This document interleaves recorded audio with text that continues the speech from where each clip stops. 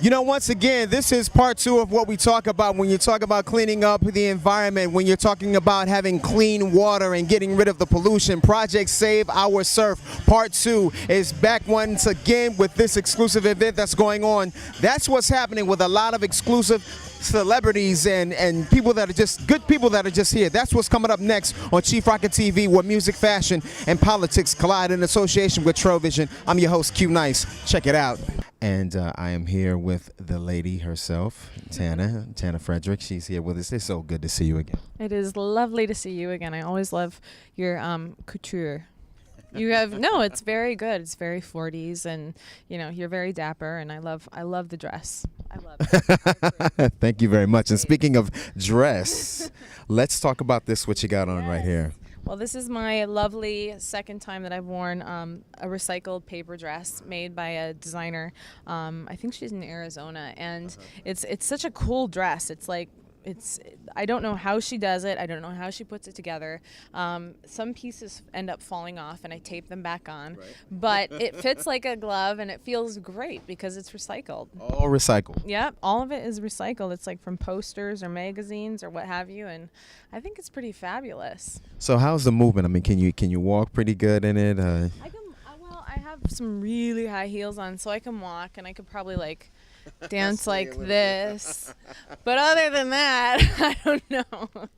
But that's not the point. I mean, a lot of dresses, like Beyonce wore that dress, and she couldn't. Yeah. She had helpers in that. Well, this one I don't need helpers with. So this one is very bright. It's very colorful. It's just fantastic. Wow, can you give us a twirl right quick? Absolutely. Very nice. Tell us a little bit about earlier today. Today was amazing. We started out at 8 o'clock, and we had all the pros on the beach, and all the celebrities on the beach, and first-timers surf on the beach, kids on the beach, sandcastles, kite flyers, animals from our regional area, in the Santa Monica Mountains, snakes and tortoises and stuff like that. It was amazing. It was absolutely amazing, and the surf was heavy, man. Mm-hmm. It took some cojones to go out there today. And people had them. They went, and they really killed it. It was great. Now, were you out there today? Absolutely. Okay. I couldn't wait. And I actually went out a second time with the kids because we had a kids surf, and it was, man, those kids were brave. They were just like, let's get out there and do it, for the environment. And so we ended up not going past the break, but just staying and letting the whitewash pour over them and getting them in that way. But they still caught waves. All right, we are standing here with the man himself, Mr. Jesse Spencer. How are you today? I'm very good. How you doing? I'm doing good, man. Doing good. So I overheard a little bit of the conversation earlier that you were out there on the waves a little bit earlier. How was that whole thing today? It was fun. I got a couple. It was I don't normally ride longboard, but I got it out. It was the best thing for today.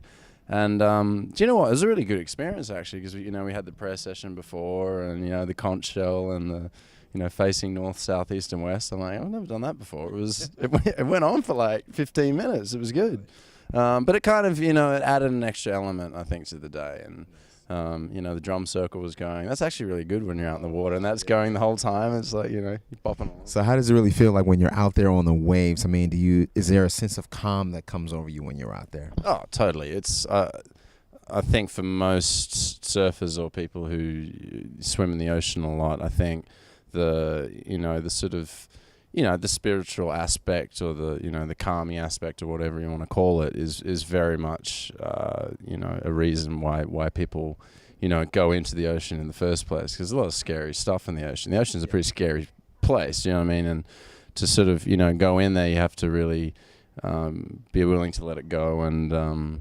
and enjoy what nature has to offer. And I think that all surfers dig that at the end of the day. Matt, how are you today, or I should say tonight? How's everything going? Oh, going great, man. We're having a good time. We just got here. Good. You were all smiles when you got here, which is fantastic. I brought my wife, my kid, and all my buddies are here, so we're looking to have a good time tonight. Fantastic. Now, as I understand, you co-sponsored the event today, and how was everything today? We understand it was marvelous and fantastic, but how was it for you on your end, being a co-sponsor? Oh, it's a special moment for us as a surfwear brand, being able to help out and give back to the ocean, and being a part of it with Tana and everybody. It means a lot to us to be able to help.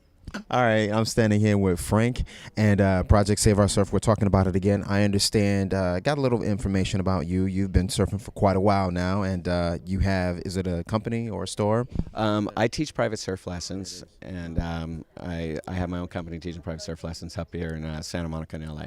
Okay. With Project Save Our Surf, tell us how important it is for the surfers, for the community, for anybody who just wants to get out there and swim and not, get ear infections or nose infections because of the pollution. Right. I think that, there's certain times of year, definitely. The winter time's coming, and we have to bring more of an awareness when the winter time comes around, because what happens is, you get the rains. People aren't aware of tides. High tide will bring water levels up higher, up into the gutters and stuff. So what happens is it pulls it back out.